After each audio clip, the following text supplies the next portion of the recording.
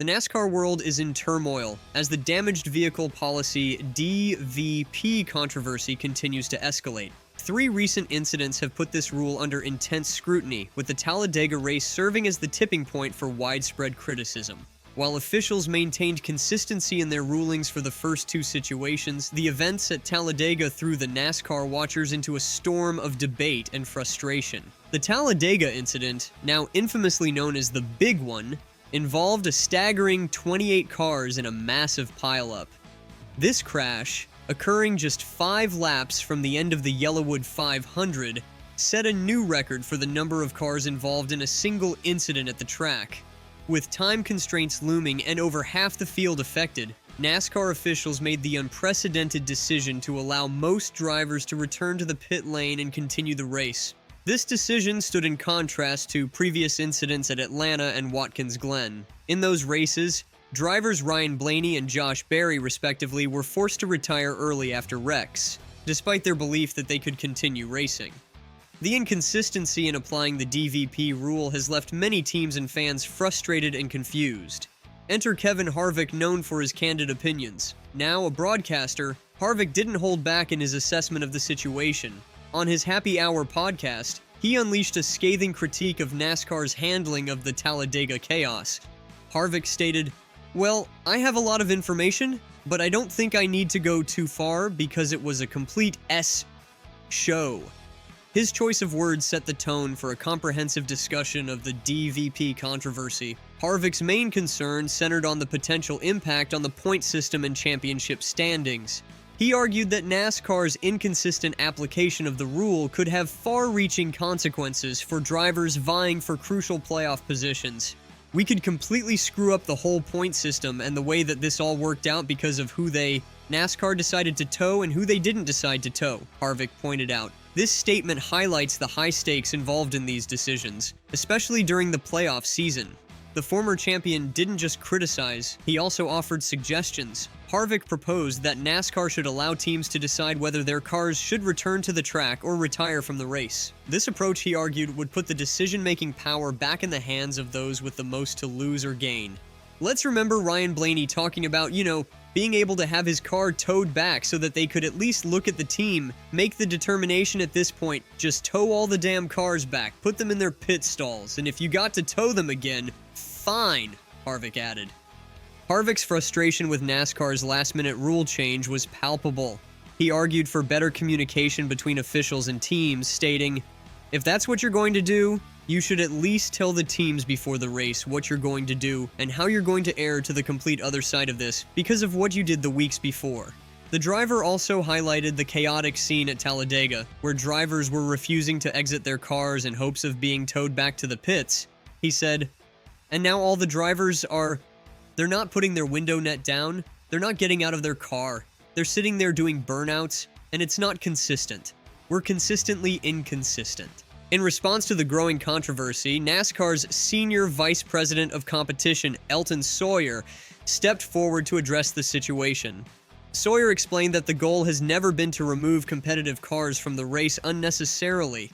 He stated, period. He went on to reveal that the DVP rule, introduced 5 to 10 years ago, was never intended to prematurely end a driver's race day. This didn't get towed and how that all shook out.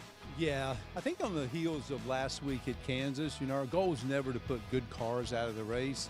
Last week, as we got looking at that, digesting it, we could tell that maybe we should have made a different call last week. So as we went into Talladega this week, we want to make sure that we erred on the side of the competitors. We didn't anticipate seeing 25-plus cars down there, some of them in the grass, high-sided. Sawyer acknowledged that NASCAR might have made a mistake in handling Josh Berry's situation at Kansas Speedway. Based on our experiences last week at Kansas and looking at what happened there with the 4 cars, we felt like we probably could have made a different call there. We had a good car that probably just needed tires last week, he admitted. This admission seemed to pave the way for the different approach taken at Talladega, Sawyer explained. All last week. So as we went into Talladega this week, we want to make sure that we erred on the side of the competitors. We didn't anticipate seeing 25-plus cars down there, some of them in the grass, high-sided. Weren't sure why they couldn't continue. That's why we made the decision to tow the 2 to pit road that we did. The 9 and the 14, both of those cars met minimum speed.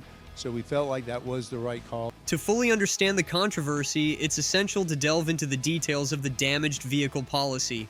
Introduced in 2017, the DVP set out clear guidelines for handling damaged cars during a race. Under this policy, pit crews are given a 7-minute window to repair a damaged vehicle. If a car can't make it back to the pits under its own power, it's typically forced to retire from the race.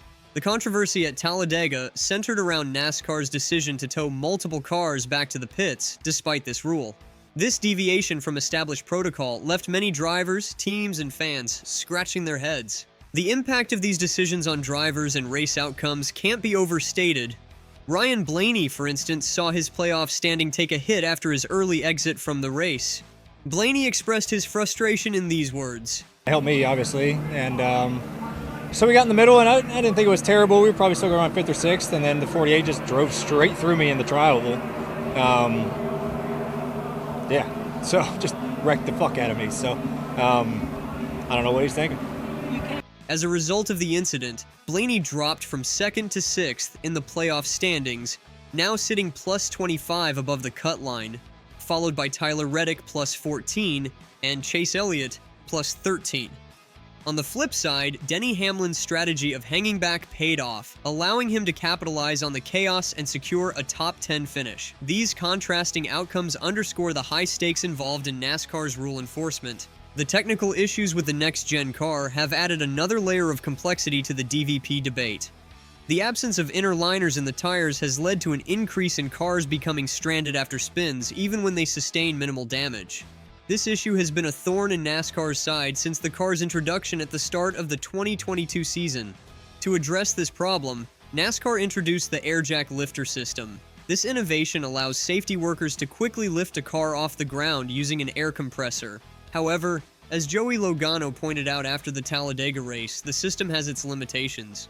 Everyone is just sitting on flat tires. They want to roll, but they can't because they're on flat tires. We got this machine that's going to jack up the back of the car, but if you're flat on the front, you still can't steer.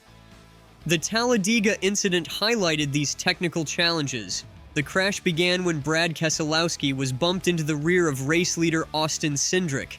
The number 2 driver was sent flying up the track and collected a number of cars running behind, leaving vehicles sprawled across the track and infield, while Cindric, Michael McDowell, and Daniel Hemrick were taken to the infield care center to be assessed and soon released. The recovery effort began.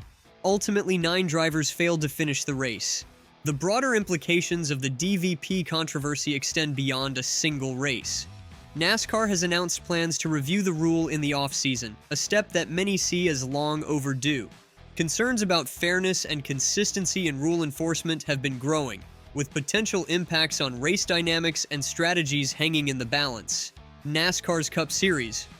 Managing Director Brad Moran addressed these concerns, stating, "We're going to take a much harder look this off-season.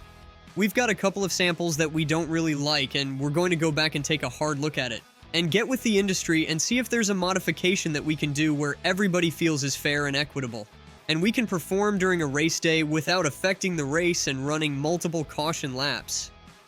There's a lot of items that need to be discussed. Driver reactions to the Talladega incident varied, but frustration was a common theme. Joey Logano described the situation as a disaster, while Denny Hamlin went so far as to call it a sham on his podcast. They didn't notify any of the teams of that, Hamlin stated, referring to the change in rule enforcement. He added, "You made a rule. Stick to the rule. You can't change it now because other people's seasons have been decided by this rule in one way, shape, or form. You can't change it in the middle of your playoffs. You can't change your mindset in the middle of the playoffs." Kevin Harvick's criticism of the situation extends to these broader implications. He argues that NASCAR's decisions could completely screw up the whole point system and the way that this all worked out. This sentiment is echoed by many in the NASCAR community who fear that inconsistent rule enforcement could undermine the integrity of the championship battle. If you enjoyed the video, make sure to like and subscribe to NASCAR Insider and share your thoughts in the comments below.